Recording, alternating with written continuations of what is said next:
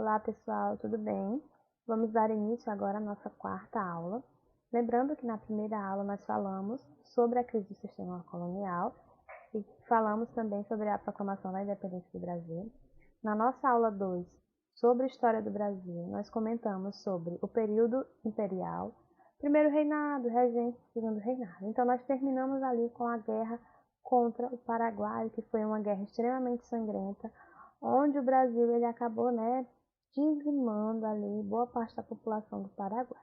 O que a guerra do Paraguai ela tem de importante, nesse processo de construção de um movimento pró-república? O que ela tem de importante? Ela tem de importante porque quando acaba a guerra, esses militares que eram considerados de alta patente, eles vão confrontar ali o sistema monárquico, solicitando ali melhores condições. Eles viam que não tinha como, que se continuasse a monarquia, o exército ia continuar sem forças. Então eles vão confrontar essa ordem, sem falar também que quando eles foram montar o exército para combater o Paraguai, eles solicitaram ali a participação de escravos, com a promessa de que eles receberiam a liberdade. De fato, receberam. Então, eles começaram, esses ex-escravos, a questionar a monarquia também e solicitar, junto com os movimentos abolicionistas, eles deram força aos movimentos abolicionistas na luta contra o fim da escravidão. Então, a gente vê aí que esse movimento ele vai se somar junto às outras fragilidades que já envolvia ali a figura de Dom Pedro II. Ele já não era mais tão popular, ele era extremamente autoritário, ele era praticamente um rei absolutista e o Brasil estava passando por uma crise, crise econômica, que é uma crise que parece que nunca tem fim, meu povo? Então, assim, os militares principalmente, junto com a elite cafeeira também, a gente tem que dar um destaque muito grande para os conhecidos como barões de café, porque era uma elite que vinha crescendo cada vez mais. O Brasil ele vai se tornar o principal produto do Brasil, o café. O café ele vai se tornar o principal produto de exportação do Brasil. Então essas pessoas elas eram pessoas de posse, economicamente falando, Só que elas não tinham participação política.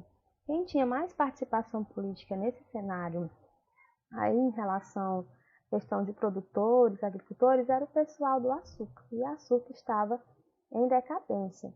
Então, o pessoal do café, eles também vão começar a pressionar o rei, até porque era mais vantajoso para quem produzia café o fim da escravidão e o trabalho assalariado. Quando a gente tem a abolição da escravatura, em 1888, o que acontece? Dom Pedro ele perde ali a pouca força que ele tinha, que era daquele pessoal que produzia açúcar e necessitava da mão de obra escrava.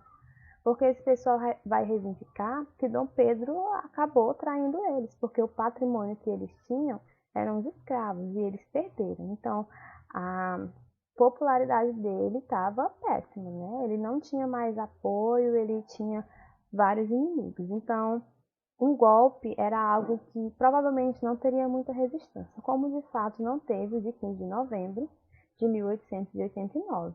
Então, os militares se articularam, tomaram o poder e realmente expulsaram a família real do Brasil. Foi de fato isso que aconteceu, sem nenhuma resistência. Então, aqui, pessoal, eu coloquei aqui essa imagem, Marechal Deodoro da Fonseca, porque ele é o militar que vai proclamar a República. Essa bandeirinha aqui, toda deformadinha, achei bacana. Então, vamos passar para frente, que atrás tem muita coisa. Peraí. Opa, desculpa. Então, aqui, os projetos para a República. O que a gente tem que saber? Que existia um movimento pró-república, mas esse movimento, ele não era homogêneo. Ele tinha várias ramificações, vamos falar assim. Quando a gente fala que uma coisa ela não é homogênea, nós estamos dizendo que ela é heterogênea. O que é isso? Ela não se misturava, ela tinha várias diferenças. Então, eles tinham algo em comum, que era proclamar a república, mas instaurar uma república de maneira e de viés diferente. Então, mas o que acontece? Quem proclama a república, eu vou me diminuir, eu vou ficar menor aqui, porque deixa aqui, vamos pra cá. Ok, então, existia esse grupo de pessoas que queriam a mesma finalidade, que era o fim da República, mas de formas diferentes, né? Os militares conseguem proclamar a República, só que e depois? Como que nós vamos governar? Então aqui a gente tem esses três grupos, ó. Os grandes proprietários rurais, né, que eram ali os cafeicultores, eles propunham uma república liberal federalista, no modelo ali dos Estados Unidos. A gente tem o grupo dos militares, que é o grupo que de fato conseguiu proclamar a república. Eles queriam uma forma de ditadura, um governo centralizador e mantenedor da ordem e do progresso. Depois a gente tem os segmentos variados da população. A gente tem ali vários intelectuais que queriam mesmo uma república participativa. Inspirava-se na República Jacobina, implantada na França em 1798. Então, vamos para frente. Então, dá de vocês verem aí, olha aqui, República Velha. Outra coisa que eu não mencionei com vocês é sobre a questão da nomenclatura. Quando a gente fala em Brasil República, nós estamos falando em um período muito longo, né, da história do Brasil. Inclusive, nós ainda vivemos em um sistema de república. Então, existe essa nomenclatura de República Velha, que é para se referir a esse período aqui, ó, de 1889 a 1930. Essa República Velha, ela é dividida em duas partes. Ela é dividida primeiro em República da Espada, que vai de 1889 a 1894. Por que é República da Espada? Porque é a fase da República que o Brasil vai ser governado por dois marechais, por dois militares. E depois de 1894 a 1930 tem a chamada República Oligárquica, que é quando os grandes cafeicultores vão tomar de conta ali do poder, até surgir a Era Vargas, também dentro da República, mas nós chamamos esse momento de República de Era Vargas. Depois a gente comenta sobre isso. Então aqui algumas considerações. Proclamação da República traz o fim do governo imperial, consequência e resultado. Mobilização da elite cafeeira, né, os barões do café, eles queriam o fim da monarquia. Apoio de segmentos do exército sem participação popular. O grosso da população não participou. Teve aquele pessoal lá, que é inspirado na República Jacobina, que tem segmentos variados da população, mas não quer dizer que é um montão de gente, tá? A população humilde, não. São intelectuais, pessoas que tinham uma boa instrução. Então, aqui, os projetos republicanos, que nós acabamos de falar, os positivistas representavam os setores do exército, queriam uma centralização política. Os liberais, setores da aristocracia, ali os grandes produtores de café, queriam autonomia para os estados. E os jacobinos, setores intelectuais, participação popular. Vou chamar a atenção aqui para essa parte, porque a jacobina ela nunca chegou a se concretizar, infelizmente, né? A positivista se concretiza, a liberal se concretiza em um determinado momento também. Então, vamos para frente. Olha aqui, o primeiro momento, né, da República que nós falamos é a República da Espada, dois marechais no poder. O golpe de 15 de novembro de 1889, ele traz o advento aí da República da Espada, que eu já mencionei. E aí, quando a gente tem essa República, no mesmo dia, o que é que eles vão fazer? Quando trouxer aí essa república, um decreto, né, que transformava imediatamente o Brasil em uma república. Só que precisa existir um governo provisório para tratar desse processo de transição de império para república. Então, a própria Assembleia Constituinte, ela vai eleger ali uma pessoa responsável por isso. Que no caso, né, do governo provisório estava Marechal Deodoro da Fonseca, porque foi ele que proclamou a república. Depois a gente tem a Constituição Brasileira, de 1891. Antes de chegar aqui nessa Constituição, a gente tem alguns tópicos, né, para destacar. Eu não anotei aqui, mas eu anotei aqui na minha folhinha. Deixa eu ver se eu falo aqui para vocês. A Constituição de... A gente tinha a separação, lembrei. A gente tinha a separação do Estado da Igreja, né? O Estado ele tornava-se laico. A gente tinha também a convocação de eleições para a Assembleia Constituinte. A gente tinha a separação de Igreja e Estado. A gente tinha uma nova bandeira. Lembra daquela bandeira que eu mostrei lá na aula sobre o Brasil Imperial? Então, vai ter uma nova bandeira para representar a República. A Assembleia das Províncias, elas foram fechadas. As províncias vão perder a nomenclatura e vão começar a ser chamadas de estados.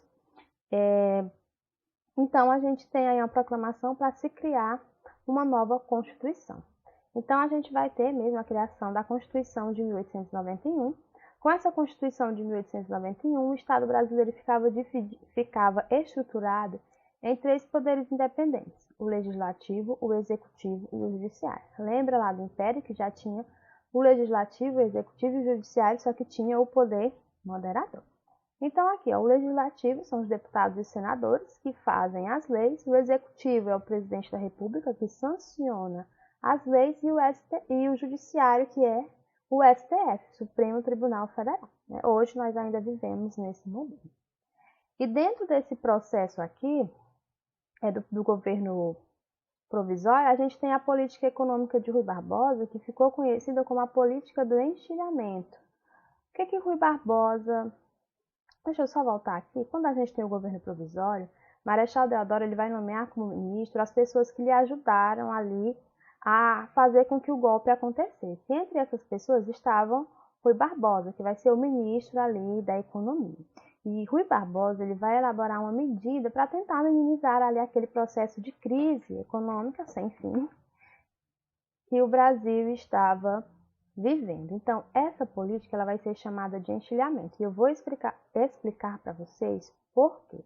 O que ele vai fazer? Ele vai tentar investir em mais industrialização. Ele vai tentar industrializar o país. Ele vai cobrar mais impostos de produtos importados. Ele vai aumentar os impostos para ter o que? Lucro, né? E ele vai também aumentar a questão dos empréstimos, dos créditos. Eles vão imprimir mais dinheiro e isso vai gerar o que? Uma inflação, porque eles vão imprimir mais dinheiro, mais moeda, e essa moeda não vai ter o lastro ouro, e também conforme eles liberavam o crédito, aconteciam vários golpes, né? Empresas fantasmas conseguiam pegar empréstimos e não tinham retorno, e isso vai gerar uma crise inflacionária. Quando essa crise inflacionária acontece, a bolsa de valores ela fica agitada, né?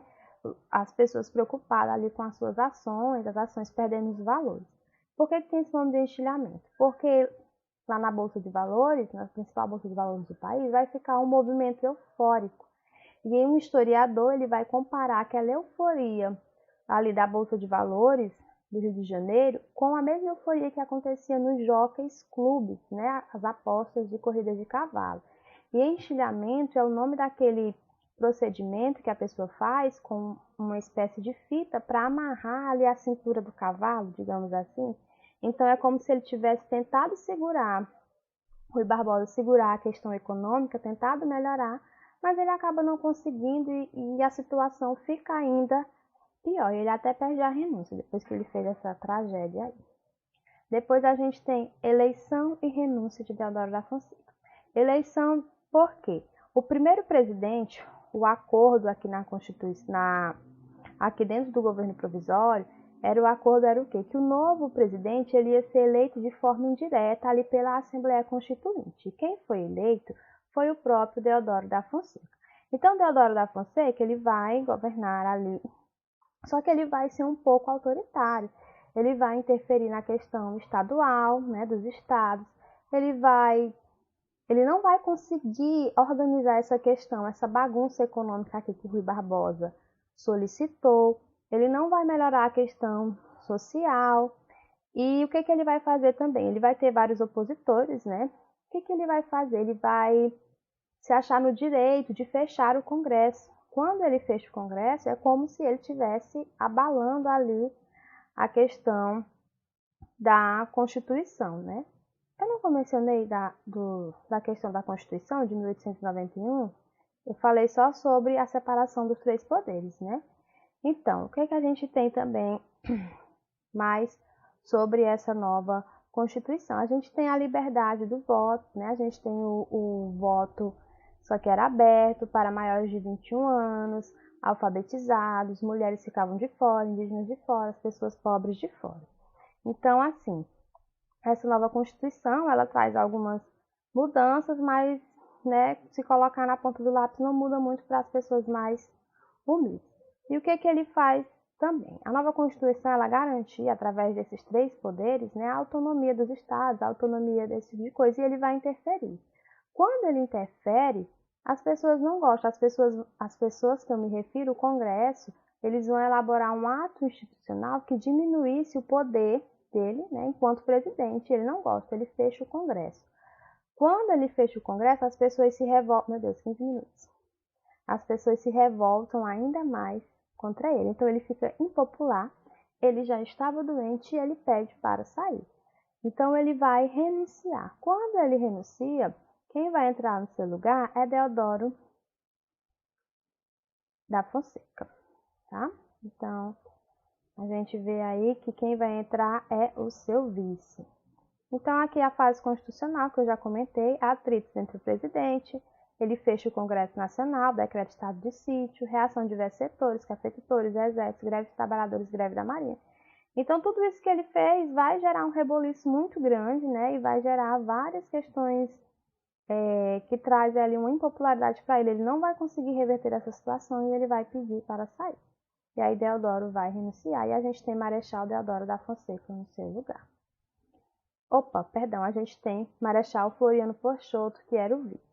Ele é conhecido como o Consolidador da República e ele também é conhecido como Marechal de Ferro. Por que como Marechal de Ferro? Porque ele vai reprimir violentamente essas revoltas que vão acontecer. Vão acontecer muitas revoltas aí nesse contexto de Brasil República, tá? Então ele vai reprimir com mãos de ferro mesmo. E ele vai trazer algumas medidas populares, como por exemplo, redução de aluguéis, ele vai criar casas populares, destruição de cortiços e eliminação de impostos sobre a carne. Então ele vai ganhar o apoio da população mais humilde. E aí a gente tem os manifestos dos três generais, que solicitavam ali uma nova eleição, já que ele era o vice. E quando eles solicitarem essa nova eleição e Floriano Peixoto não aceitar, a gente vai ter o advento da Revolução Federalista. Todas as revoluções eu vou deixar para revolução, revoltas, eu vou deixar para uma aula à parte. Então tá aí a Revolução Federalista, que eu vou comentar depois em uma aula específica para isto, que já tá grande. Revolta da Armada também. Então assim, esse manifesto dos três generais, ele vai dar origem à Revolução Federalista e à Revolta da Armada, que eu vou comentar depois. Então assim, Marechal Floriano Peixoto, ele não sai, por mais que ele tenha muitos opositores, ele fica até o final, até ter uma eleição direta para o novo presidente, que era Prudente de Moraes.